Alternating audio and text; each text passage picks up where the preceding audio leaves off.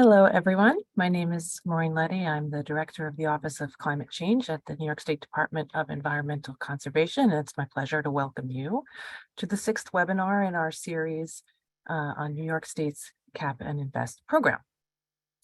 For today's webinar, our focus will shift from questions related to the regulation development to a discussion of the proposed methods for the analytical modeling we will be conducting, supporting the development of the Cap and Invest program.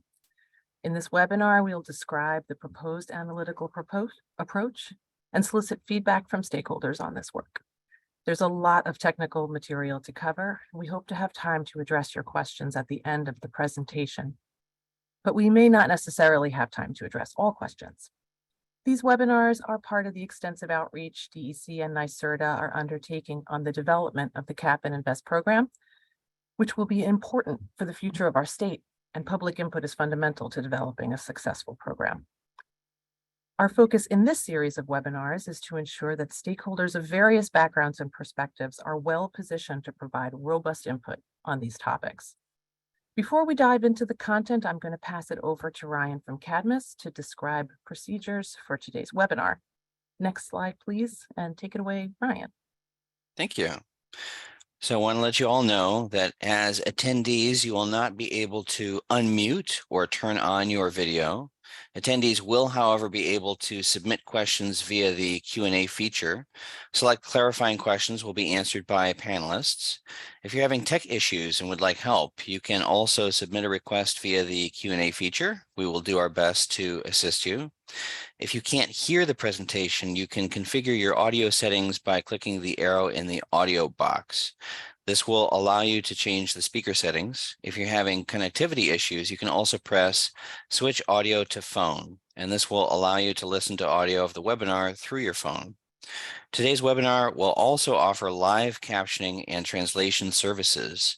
You can turn on closed captioning for the presentation at the bottom of the screen. You can also change the language of the captions by pressing the translation to setting. Finally, this webinar is being recorded, and the webinar recording will be posted on the New York State website at capandinvest.ny.gov. And I will pass it back to you, Maureen. Next slide, please. Thank you, Ryan. We are eager to receive input as we design the details of the economy-wide Cap and Invest program to meet the requirements of the Climate Leadership and Community Protection Act. Developing a Cap and Invest program is a complex undertaking. DEC and NYSERDA have structured the process to seek feedback from the public in multiple stages.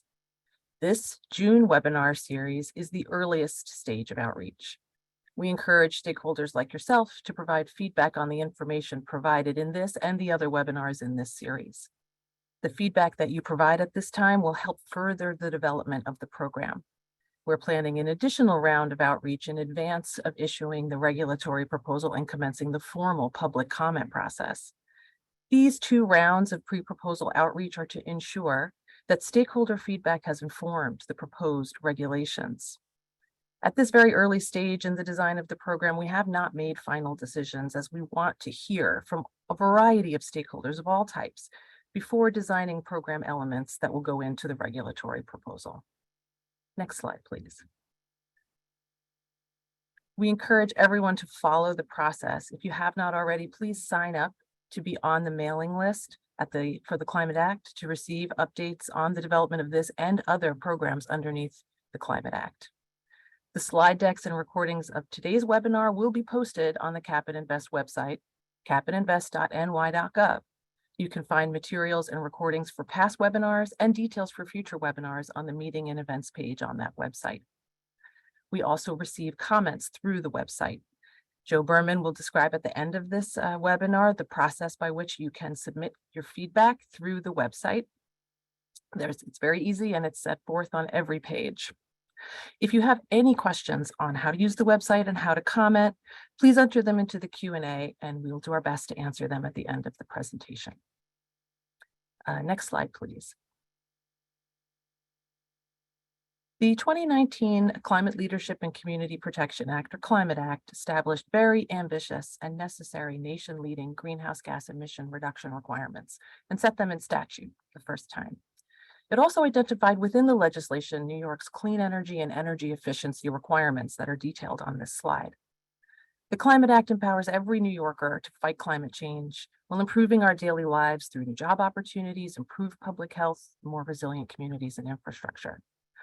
In addition to climate leadership, the other central component of the law is requirements for our communities, most notably those that have been historically overburdened, to benefit from our activities and actions. Next slide, please. The Climate Act requires that we reduce statewide greenhouse gas emissions 40% by 2030 and 85% by 2050. On this slide, we see graphical depictions of our greenhouse gas emissions by sector and the Climate Act emissions reductions requirements. So you can see the steep decline that we are required to achieve in the coming years. The graph on the left shows the relative contribution of greenhouse gas emissions by sector, and you'll note that transportation and buildings comprise more than half of statewide greenhouse gas emissions. The graph on the right, we see where we were in 1990, our baseline year, and 2019, and also where we need to go in 2030 and 2050. The Cap and Invest program is an important thing to ensure that we achieve these greenhouse gas emissions reductions. Next slide, please. The Climate Act created a Climate Action Council whose job it was to develop a scoping plan of actions to achieve these emissions reductions requirements. After 3 years of work and extensive public outreach, the final scoping plan was released at the end of last year, 2022. In it, the council recommended many things, but notable was the economy-wide Cap and Invest program as the most cost-effective means of achieving the emissions reductions requirements. The discussion of Cap and Invest in the scoping plan provides helpful context, including the background and criteria the council used to evaluate the economy-wide strategies, which ultimately led to the recommendation of a Cap and Invest program. It also includes some potential program design elements that serve as starting points in program development. Then this year in January, Governor Hochul in her 2023 State of the State directed DEC and NYSERDA to establish this Cap and Invest program. Following on that, the recently enacted executive budget further advances the development of the program through the creation of the Consumer Climate Action Account, which directs at least 30% of future proceeds to be provided to New Yorkers to ensure affordability of the program, and the Climate Investment Account, which directs remaining funds to support the transition to a less carbon-intensive economy, actions consistent with the scoping plan and consistent with the governor's guiding principles. With this direction from the governor and the Climate Action Council, DEC and NYSERDA are developing a program to meet the greenhouse gas emissions reductions and equity requirements of the Climate Act. Next slide, please. This graphic provides a high-level overview of how this program will work. First, the program sets a cap on emissions, a legally enforceable limit on the annual amount of greenhouse gases emitted in the state. Large sources of greenhouse gases emissions will be required to purchase or obtain emission allowances for each ton of greenhouse gas emissions associated with their activities. Because the overall amount of emissions allowances, is limited, capped, and declines each year, this is a legal and regulatory assurance that GHG emissions will decrease to meet the requirements of the law. Emission allowances will be sold by the state through auctions, and the proceeds will be utilized for multiple purposes, including the third that will go directly back to New Yorkers to address affordability, and the 2/3 that will go towards projects and actions that reduce greenhouse gas emissions. Cap and Invest will support critical investments in clean energy, energy efficiency, clean transportation, and other programs that reduce emissions, furthering our achievement of the Climate Act. The Cap and Invest program will be centered on equity and justice, prioritizing emissions reductions and investments in disadvantaged communities. Next slide, please. The Climate Act places benefits to disadvantaged communities front and center in all of our actions. Consistent with the Climate Act, at least 35% with a goal of 40% or more of investments from this program will benefit disadvantaged communities. This particular program is focused on reducing greenhouse gas emissions, but we are cognizant of the impact of co-pollutant emissions on disadvantaged communities and want to make sure this and other regulatory programs help reduce those emissions in disadvantaged communities. In developing this and other programs, we are continually seeking ideas and feedback on regulatory mechanisms, programs, strategies that reduce emissions in disadvantaged communities. At this point, I'm going to pass over to Vlad Gutman-Britton from NYSERDA to begin the discussion on the analytical methods. Vlad? Thank you, Maureen. Thanks so much. So yes, as Maureen said, my name is Vlad Gutman-Britton. I'm an assistant director for policy and markets here at NYSERDA. I'm happy to be with you all again in this webinar. So today's webinar is a little bit different than the previous ones that we've undertaken, where we provided a set of policy questions that we're considering in the deployment of the NICI process. Today, we're going to focus on the analysis that we intend to undertake to provide objective, analytical information to help inform program design choices. So as Maureen and others have mentioned, the scoping plan published last year identified Cap and Invest NICI as one of the keystone policies necessary to achieve Climate Act targets. It'll create a binding and declining cap on emissions across the economy, and in doing so, it'll be one of the more cost-effective mechanisms we have at our disposal to pursue the targets incorporated within the Climate Act.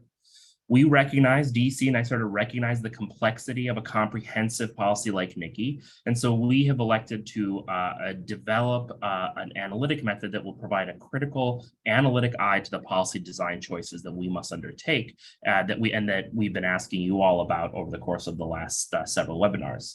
As a result, we've designed a research effort that we're proposing to you that is intended to assess the potential market outcomes, emissions benefits, disadvantaged community benefits, job creation opportunities, and other effects that NICI may have in New York, and the specific policy design choices we may undertake in deploying this policy.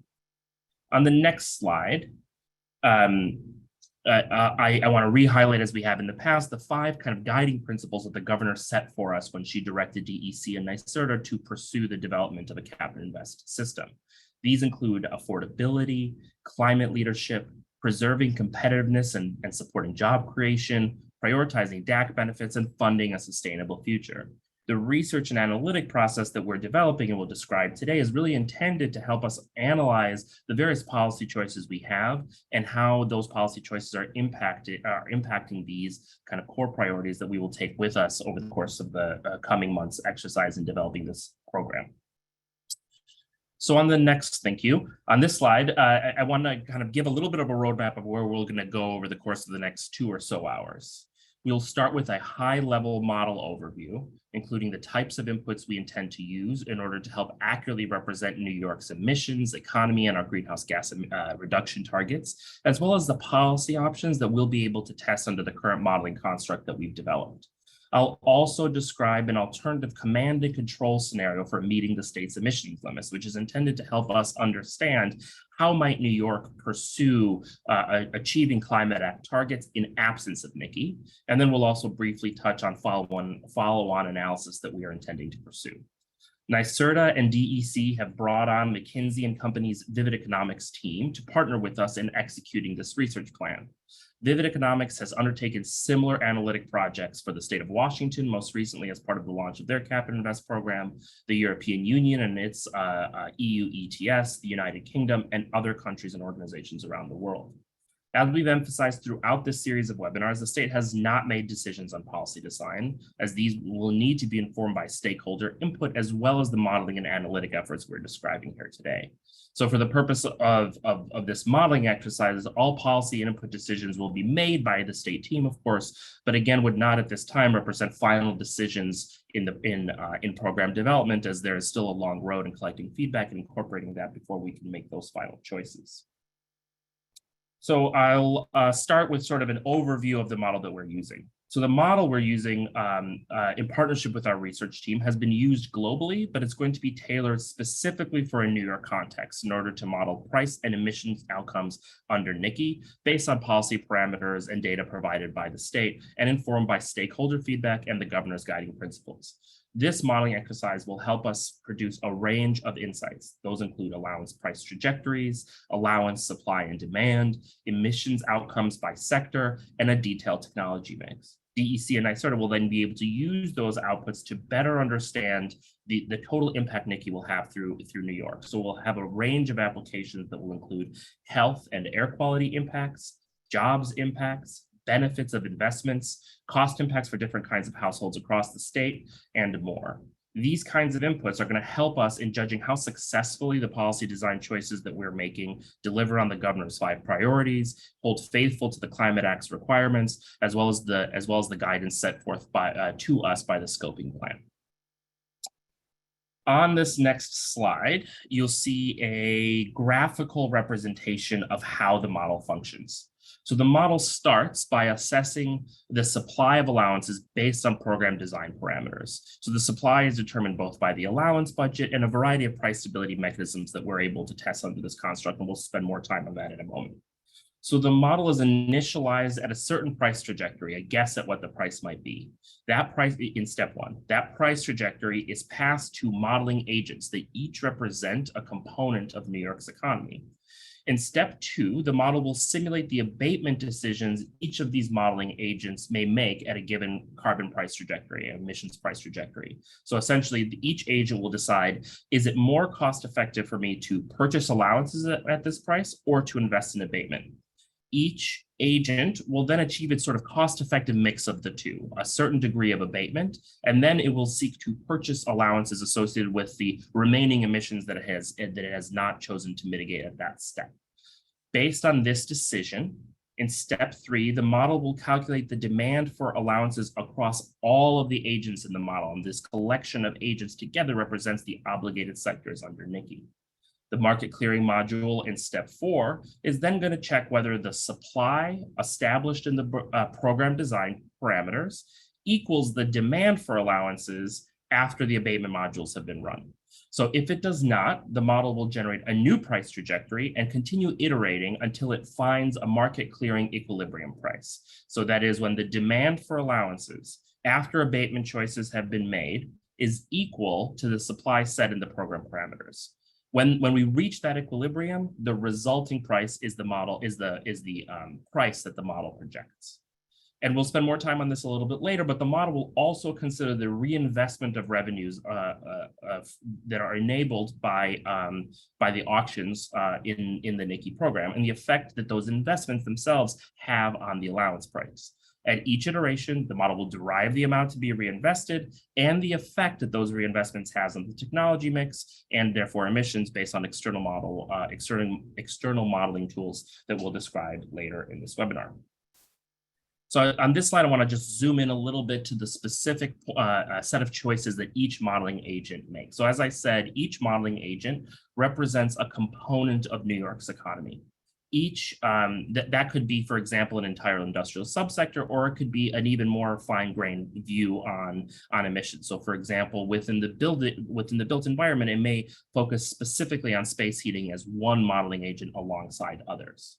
So for a given price trajectory, each one of these agents will decide which technology to use based on the net present value of the measures available to it, including considering both the capital or the equipment cost of that measure. So for example, the cost of purchasing a heat pump and the operating cost of that measure, considering the energy cost that model agent will face. The agent will then compare the price of allowances in that iteration of the model run to the emissions abatement opportunities available to it, and it will opt for a least cost combination of the two, meaning it will cut emissions until doing so is more expensive than merely purchasing allowances at the allowance price determined for that iteration of the run. There are also additional factors that go into the decisions that a model agent will make. These could include the lifetime of different technologies and the inertia in technology switching, because we want to be able to represent a growing and evolving market maturity and the fact that all technologies may not be adopted instantaneously once they are cost effective.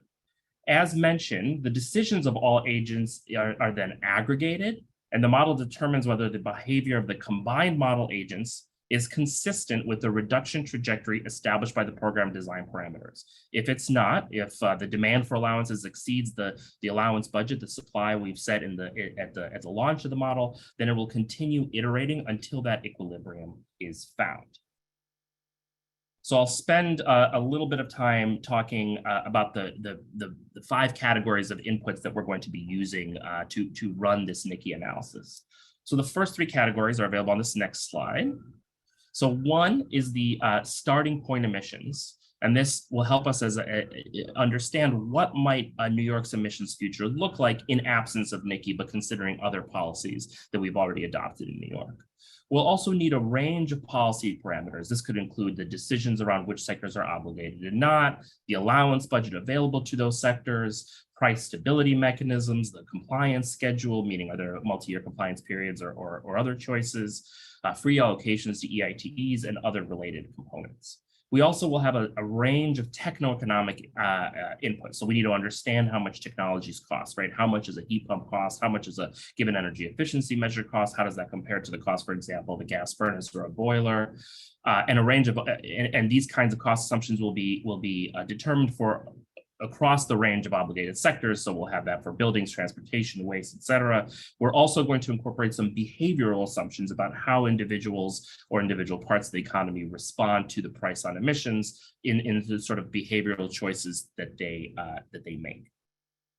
On the next slide are the last 2 categories of inputs that we'll consider. So one is the revenue reinvestment input. So we'll need to establish, for the purpose of this modeling exercise, the investment mix by sector. So which sectors will receive, what share of allowance proceeds under NICI, and the effect of those investments in various sectors. In this modeling exercise, we propose to focus on transportation and buildings, and we'll come back to a deeper discussion on how that might work.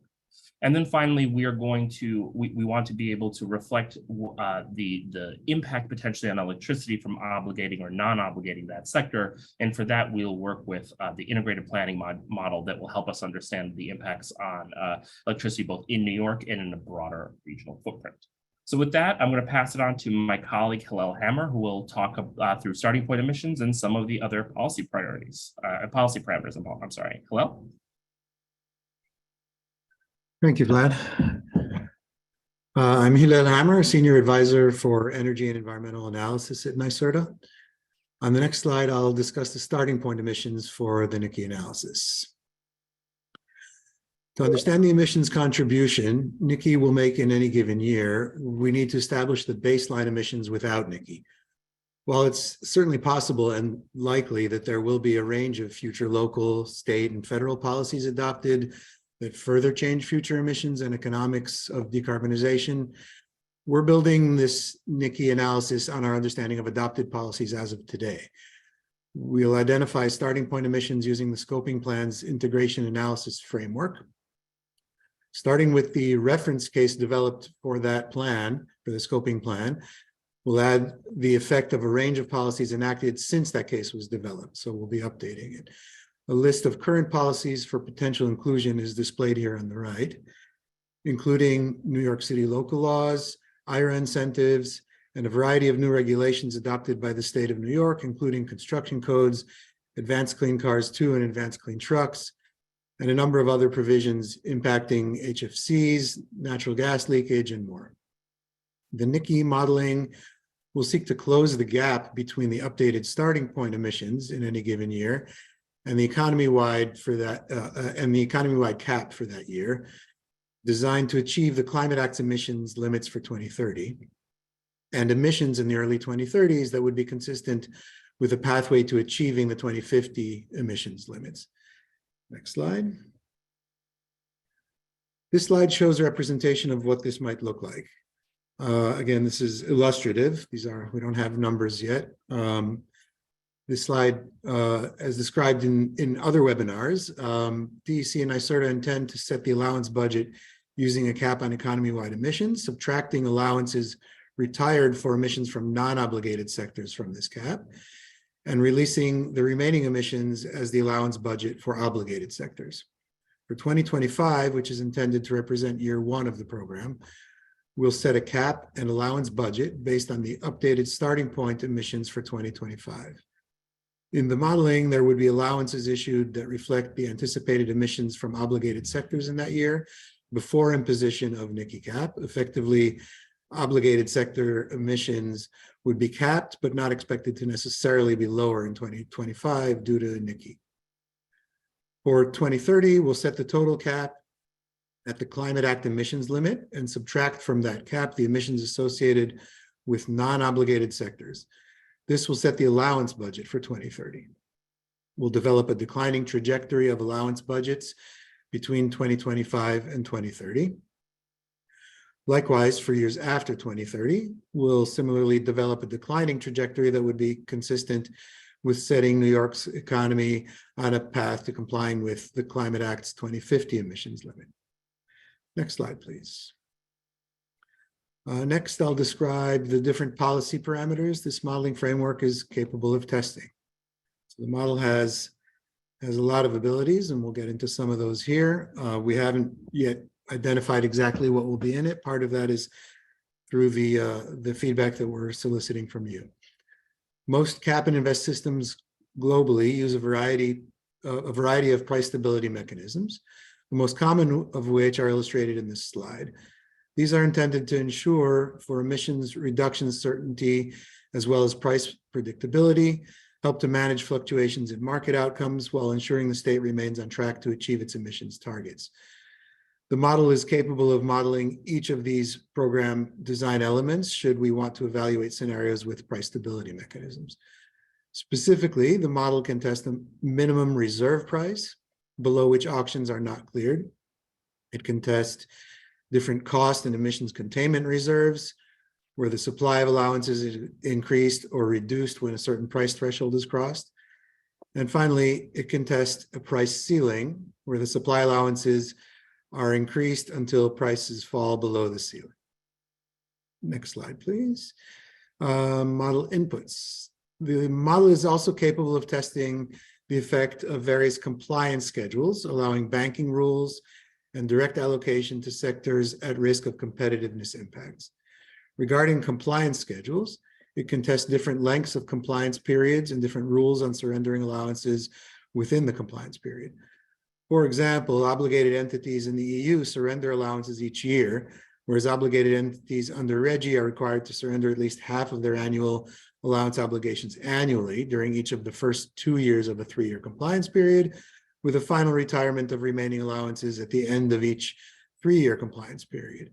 Similarly, entities in California and Washington surrender at least 30% of their allowance obligations annually in the first 2 years, with the remainder in the last year of 3-year compliance periods. Banking of allowances for future use is also represented in the model, allowing it to test different restrictions. The model can also account for varying rules on direct allocation, such as allocating to sources that qualify as energy intensive and trade exposed, or EITE, including applying direct allocations to only a subset of each sector and changing the direct allocation share over time. And finally, while the model is able to consider the role of offsets, the determination has been made that these will be disallowed in NYSERDA as a compliance option, so we will not be testing their use. Next on our agenda, coming to the techno-economic assumptions. In this section, I'll set out the provisional approach we propose. The model needs a starting point for emissions in 2025, as I mentioned, to calibrate the projected demand for allowances to New York's specific context. I described the starting point previously. It'll be based on the integration analysis framework, which will be updated from the published scoping plan reference case to reflect current New York State policy as described. In addition to the starting point for emissions, the integration analysis also includes additional data like technology costs, economic lifetimes of assets, and borrowing costs, which are all used as model inputs. A key factor which determines a modeling agent's demand for allowances is the cost of switching to clean technology, both in terms of upfront capital costs and ongoing operating costs. Vlad previously described that agents in the model are seeking to minimize their costs, a combination of the requirement to purchase allowance and abate emissions. Based on those cost considerations, as agents increasingly switch to low emissions technology options, they purchase fewer NYSERDA allowances. Where possible, the data on technology costs will be sourced from the integration analysis, which is specific to New York State. Where needed, we'll supplement those with data from literature review and other databases as depicted in this slide. In addition to modeling changes in technology, for example, a shift from diesel vehicles to electric, the model also considers changes in activity levels, like reduced driving. The change in activity level depends on two things. First, the price on greenhouse gases that is passed through to fuel prices. And second, how consumer demand responds to that change in fuel price. Some examples of the second category could be behavioral changes like combining multiple car trips into one, opting to telework where possible instead of commuting, or changing a thermostat setting to reduce heating or cooling. In technical terms, this second aspect is known as the price elasticity of demand. For this purpose, we will use short-run elasticities to represent an immediate price response versus the long-run elasticities that could be informed by other components being tested in this model already, like technology switching. Price elasticities are well documented in academic literature, with the inputs we propose to use for this modeling effort listed at the right. These are some. We're still looking at things, and we could add more as we go along. Behavioral assumptions. The cost effectiveness of a low emissions technology is a central part of the decision to switch. However, there might be some behavioral factors which also influence that decision, and our market model has the capability to reflect those more nuanced aspects for decision making.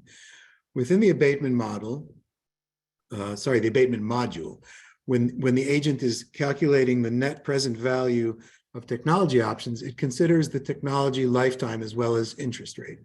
Both factors will be informed by the integration analysis data. The model also factors in inertia or friction in switching to avoid unrealistic outcomes, for example, where the entire sector switches technologies from one year to the next as soon as it becomes cost effective to do so. The inertial parameter is calibrated such that model emissions at zero allowance price align with the starting point emissions for key sectors. In the allowance demand module, agents not only plan for the current year, but also look ahead to future years to determine the need to bank allowances. This forward-looking horizon will be calibrated based on the duration of compliance periods. Finally, the model has the option to test the participation of non-obligated actors in the NICI market. Non-obligated entities would purchase allowances as an investment if they believe the return on investment would be above a certain hurdle rate. The participation sensitivity parameter determines the number of allowances purchased by this sector and would be calibrated to match arbitrage patterns suggested by industry experts. And now back to Vlad to discuss some additional key points.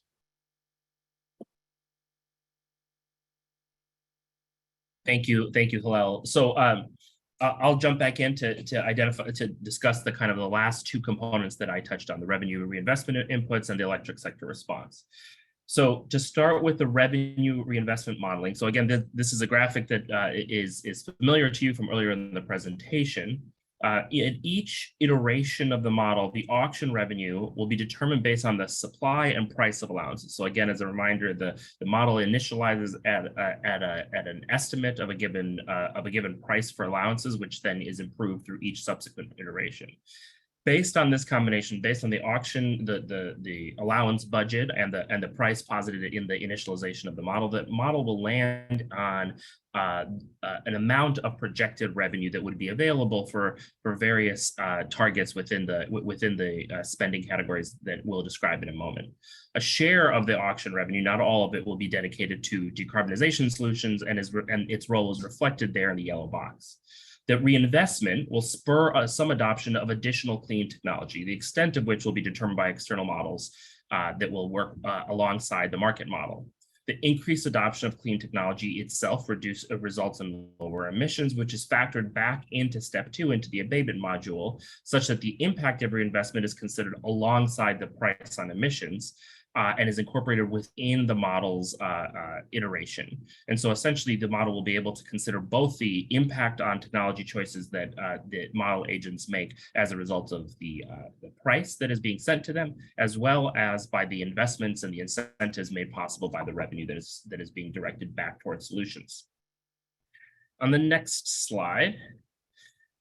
So as recommended in the scoping plan and as envisioned in the final budget, a significant portion of NICI proceeds would be dedicated to a variety of purposes that are intended to deliver on affordability, emissions reductions, and more.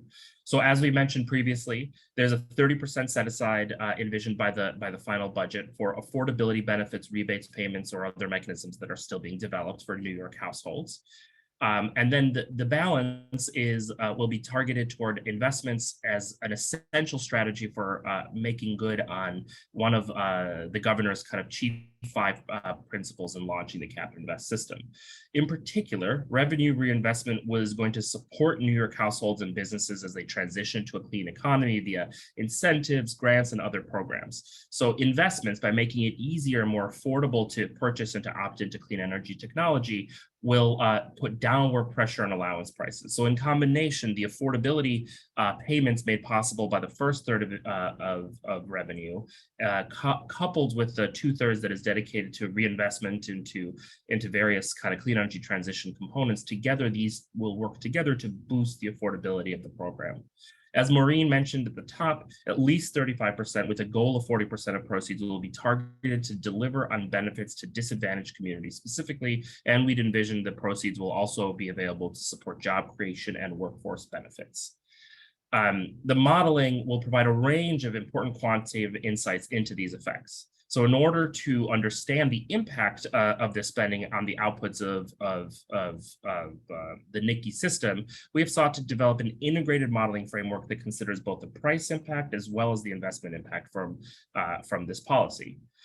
To enable this, we will settle on a representative investment mix that considers the necessary set-asides for the Climate Action Fund, for administration, and for other purposes. And while this investment approach will be informative, it shouldn't be treated as authoritative or final, because that will need to be ultimately informed by stakeholder input and additional planning that will come in the coming years. Nonetheless, this is going to be an informative exercise because it will help us understand the impacts of choices in this space and how the coupling of both the cap and auction system along with the investments may work together to reduce prices and create benefits across New York. We are going to use dedicated models to represent investment in building and transportation decarbonization specifically. And while we'd certainly envision that other kinds of investment will also be supported by NICI proceeds, we don't necessarily think we'll be able to represent those investments within this particular modeling exercise, and will instead at least partially represent the fact that these other targets, other sectors will be needed by by reducing the amount of proceeds available to the building and transportation sector. So this next slide goes a little bit deeper specifically on how we're going to represent investment in the built environment in buildings. So we're going to divide the built environment into three subsectors: market rate residential, low and moderate income residential, and commercial institutional, each subsector which will get its own tailored treatment. We're going to reflect a range of consumer choices, including the ability to adopt several types of energy efficiency packages and several types of heating sources, including both air source and ground source heat pumps.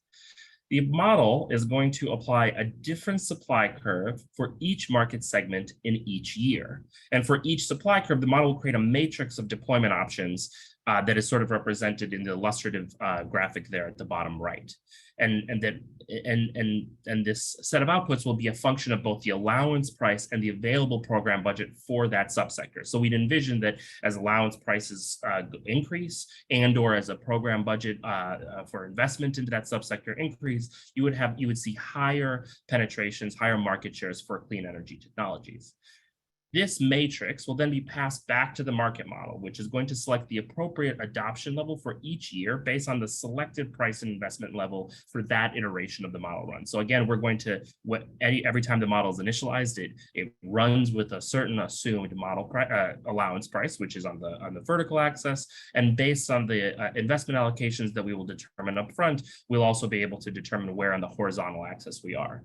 As the model continues its iterations, it'll select the appropriate output for this matrix, which as previously described will be inputted into the iteration until the model converges on an internally consistent set of outputs. So it'll converge on the place where emissions abatement from modeling agents, and therefore the resulting demand for allowances matches up with the supply of allowances in that year. And this will be done considering both the impact of the price signal passed to modeling agents, as well as the investments available for incentives and support for clean energy transition. On the next slide, we're describing a similar approach that will be used for transportation. So this tool will consider a range of different types of potential interventions, including fuel-based ones, so incentives, for example, for electric trucks, cars, buses, and their associated fueling, hydrogen vehicles, and other fuel-related measures. But it will also incorporate options for spending on measures that reduce driving in the first place. So that could include transit expansion and improvement, bicycle facilities, land use improvements, and the like. Similar to the buildings model, these results are then passed to the market model by year in the form of changes in vehicle travel by vehicle technology per unit of investment. So I'll expand on that for a moment. So we'll be able to know that for each $1 million, for example, invested, a certain share of vehicles will transition to a zero emission technology, and a certain amount of driving will be reduced. So this incorporates both changes in the amount of driving and the fuel that driving is happening with. The market model will then take the allocations to different investment strategies, identify a program size, and incorporate the associated emission reductions into its iteration. So on the next slide, I'll describe the electric sector outputs of the electric sector modeling that we propose to do. So jumping forward. NYSERDA and DEC will work with ICF and its integrated planning model to understand the impacts of various policy choices in the electricity space. IPM is used by the RGGI states to support RGGI analysis. So the result of this choice will enable us to understand the impacts of obligating or not obligating electricity both in New York as well as in a broader footprint in the region. The model will reflect the Climate Act requirements for electricity, most especially the requirement to achieve 70% renewable electricity by 2030 and 100% clean electricity by 2040, and will include a representation of the RGGI cap and test application of a variety of possible NICI allowance prices to electricity consumed or generated in New York. The results of this can then be passed to the market model very similarly to the way we will do it with the investment model. So we will run a set of models that represents how the electricity sector might respond to a range of prices by year, and then the market model if asked to, essentially select based on each individual model run the allowance price and then the associated results that we might expect in the region. The analysis will provide outputs including emissions and capacity additions in New York and the rest of RGGI, generation profiles, costs, co-pollutant emissions, and a variety of other related metrics that will enable us to understand the particular choices and particular impacts of various choices that we may make. So on the next slide, I'm going to describe our approach to modeling the command and control scenario. We can jump forward. So as previously discussed, the Climate Action Council recommended NICI as the most cost-effective pathway for ensuring achievement of Climate Act emissions limits. However, if the state does not adopt NICI, that doesn't obviate the state from the responsibility to still achieve those limits. And so we wanted to create a clear comparison between NICI and an alternative regulatory approach intended to ensure achievement of Climate Act targets. To do this, we'll create a stylized command and control scenario that'll provide for us a representation of how this regulatory construct may work. So what we're going to do is develop sector-specific clusters of emissions at the highest reasonable point of aggregation for regulatory purposes. So for example, this could include all building use of natural gas as one such cluster. To each sector, to each cluster, we're going to assign a proportional share of emission reductions that are consistent with achieving Climate Act targets. The model will then, the market model will then identify cluster-specific price trajectories, technology switching that ensures that that sector does its part to achieve the targets established in the Climate Act. Just as other sector-specific regulations don't allow for sectors to trade off against each other, this approach would also prohibit that. So, for example, while NICI will find a way to cost optimize between sectors, so it'll avoid a high cost reduction in one sector in favor of a low cost reduction in another, the command and control scenario will not do this. It will allow optimization within a sector, within a cluster, I should say, representing a subsector, but it will not allow optimization between them. So for example, within building natural gas use, if that's a cluster, The model may select, for instance, more water heating than space heating decarbonization if it finds that that's a cheaper way to achieve its target. But it won't be able to select, for instance, more transportation electrification in lieu of building decarbonization. And the result is we'll get a representation of what regulation on a sector by sector level might look like, and be able to enable us to compare what a NICI approach, as recommended by the Climate Action Council, might deliver in terms of costs and emission reduction opportunities versus a more command and control approach. So finally, for me anyway, I'll close with a set of next steps. NYSERDA and DEC intend to share a set of cost inputs, the techno-economic inputs for technology choices that the model may select from. We will be interested in collecting your feedback on those choices. We'll also develop complementary analysis to be able to quantify the health and air quality impacts of NICI using the outputs from the core market model that we've been describing over the course of this webinar, as well as the associated workforce implications of this policy. We're interested in public feedback on the range of methods and analytic choices we have presented today, including the modeling framework, its coverage, and input choices. And we intend to publish results alongside the proposed rule as part of regulatory impact statements later this year.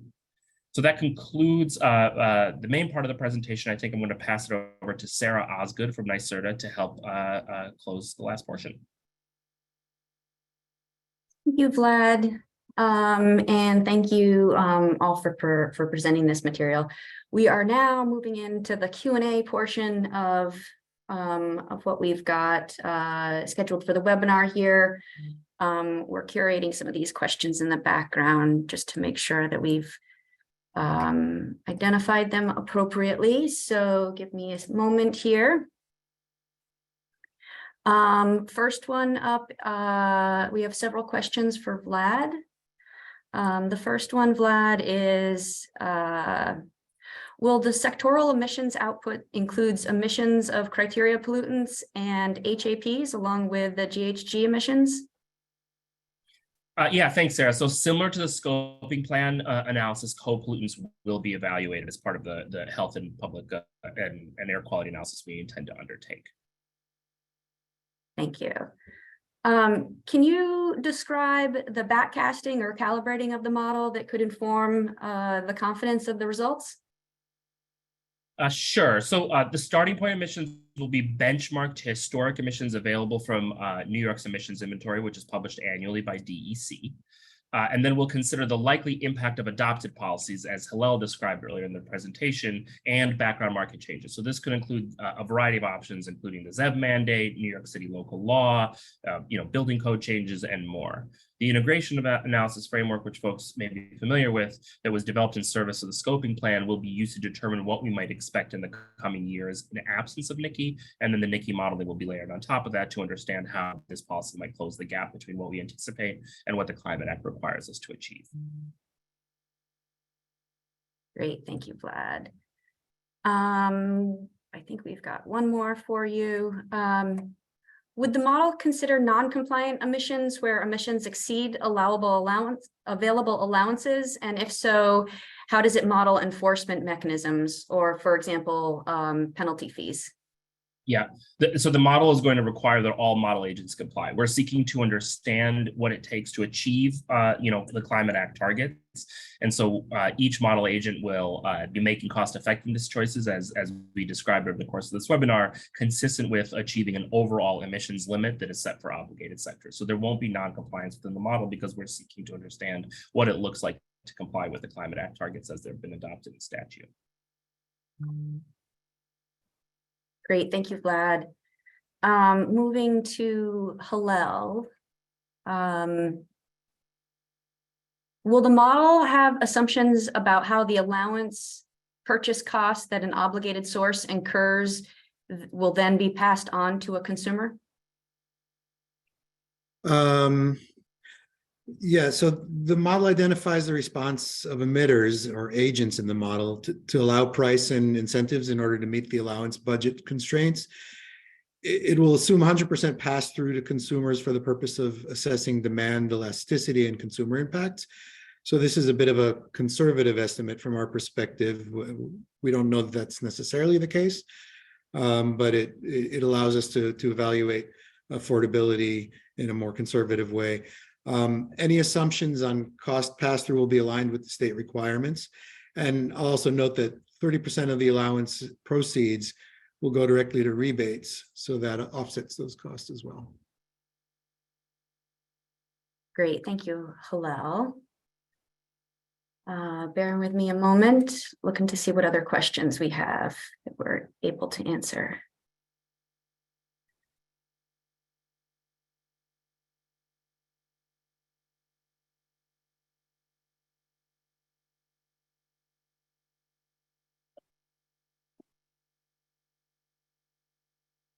Vlad, it looks like we might have another question for you. Sure. Will the model be taking into account emissions from air source heat pumps, ground source heat pumps, and other sources of refrigerants? So yes, the modeling exercise here is going to represent, is intended to represent the sort of broader NICI approach that has been described in previous conversations. So just as John Binder, I believe, on previous webinars has described that the caps will be set, for 2030 and 2050, based on total emissions minus non-obligated sectors, ensuring that obligated sectors plus non-obligated sectors add up to the total emissions cap, i.e. all emissions in the economy. We would seek to do that under this framework as well. Great, thanks, Vlad. I think we've got a couple more here.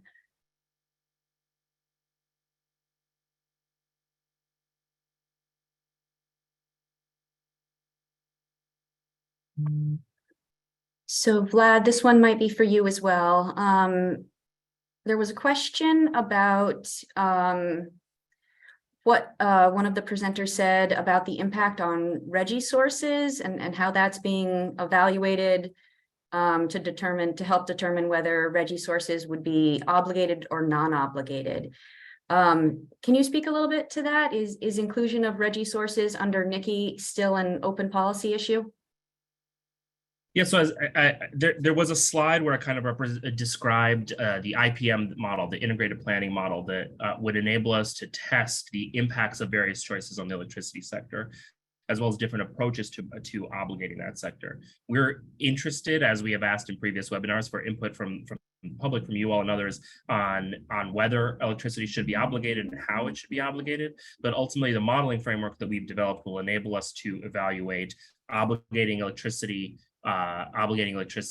within the NICI framework, and we're interested in feedback on how that obligation may look. And we'll seek to understand the impact of that choice on both on both New York electricity consumption and emissions, as well as for a larger regional footprint that includes the rest of RGGI as well. I'll just mention, as I think Maureen and myself, and I think probably Hillel mentioned as well, policy choices have not been made. Part of the reason we're constructing this analytic exercise is to be able to really inform the choices that we're going to make. Certainly, obligation or not of electricity is on that list, along with a variety of other ones that we've exhaustively shared with you over the previous webinars and will in the future. And so this modeling exercise will be intended to help inform those choices across a variety of sectors, and electricity being one of them for certain. Great, thanks so much for that, Vlad, and for that reminder. I think we are now ready to hand it over to Joe Berman, Senior Advisor of Strategic Partnerships, to close us out with some reminder information, including how folks can submit comments. All right, Joe? Thanks so much. Thanks so much, Sarah. Good afternoon, everyone. As Sarah said, my name is Joe Berman, and I am the Senior Advisor of Strategic Partnerships for NYSERDA. So this brings us to the end of what we wanted to present here today. We shared this timeline at the top of the webinar, but wanted to show it again as a reminder of the process before us. This was the sixth in a series of webinars to outline potential elements of New York's Cap and Invest program and identify specific areas where stakeholder feedback would be especially valuable. We are planning 2 rounds of pre-proposal outreach. The input received in this first phase of outreach and engagement will be used to inform development of a draft regulatory proposal. We will then seek a second round of feedback prior to formally issuing draft regulatory proposal for formal public input. The formal public comment period will include public hearings and additional opportunities for stakeholder input. Final regulations would address the formal public comments. Following finalization of the regulations, mandatory reporting, compliance, and allowance auctions would begin. Slide, please. This is the 6th in a series of 7 webinars we'll be holding this month to help prompt feedback on program design elements and that the state should consider in development of these regulations. So please join us again on June 22nd from 1 to 3 p.m. for our next and final webinar in this series, which is focused on electricity. It's been said many times over the course of this event, but it's important to mention again, all of these webinars will be recorded and posted to the capandinvest.ny.gov website. Any additional events will also be posted to that website as well. Slide, please. In terms of providing feedback, I'd like to reiterate that while we may not have answered all of the questions today, for those that asked whether decisions have been made on any aspects of the program, those decisions have not yet been made. And as Vlad said earlier in the webinar, we are following direction from the scoping plan, Chapter 17, and the governor's principles. Again, we encourage you to provide feedback to inform the regulations development, and you can do so by heading over to capandinvest.ny.gov and look for the Submit Comments button. We are accepting comments at any time, but would appreciate feedback on this initial set of questions by July 1st, so that the team can evaluate the feedback when developing the next phase of pre-proposal materials. And as a reminder, details for future webinars and recordings of past webinars can be found on the Meetings and Events page of the Cap and Invest website. Slide, please. We want to take a minute to walk you through the process of submitting comments through the Cap and Invest website. So here's a screenshot of the Cap and Invest website. To submit comments and review the questions posed by NYSERDA and DEC, please click on Cap and Invest Rule at the top of the page. There you'll find information on the Cap and Invest rulemaking process, and about halfway down the page is the Submit Comments button. Also on this page is a PDF commenting form that you can download. This form has fillable fields organized by the major topic headings for which we are seeking feedback. You can use this form to help organize your comments. The Submit Comments button and the PDF commenting form are available on every page of the Cap and Invest website. To submit comments, click on the Submit Comments button, and you'll be directed to the comment management platform where you can directly enter comments or upload attachments that contain your comments. Slide, please. Further down the same page, you'll find the high-level question topics in dark blue boxes as shown here in the image on the left. Clicking on the plus sign button in the bottom right corner of the box will expand the boxes shown in the image on the right to provide you with a list of questions we are seeking your feedback on. Please note that this accordion menu will be expanded with the additional questions that have been posed by the presenters this week and will continue to be updated with additional questions as we progress through the webinar series in phase 1. In order to aid you in developing your comments, we are compiling a comprehensive list of all the questions posed on the website, the presentation slides, and verbally during the webinar series. This will be posted to the website soon and updated as the series progresses. Slide, please. You can also submit written feedback to the mailing address on the screen. You can send that to Bureau of Air Quality Planning, New York State DEC, Division of Air Resources, 625 Broadway, Albany, New York, 12233. Slide, please. This concludes today's webinar. Thank you again for joining us for this event, and we hope to see you again for future New York Cap and Invest program webinars. Thank you so much.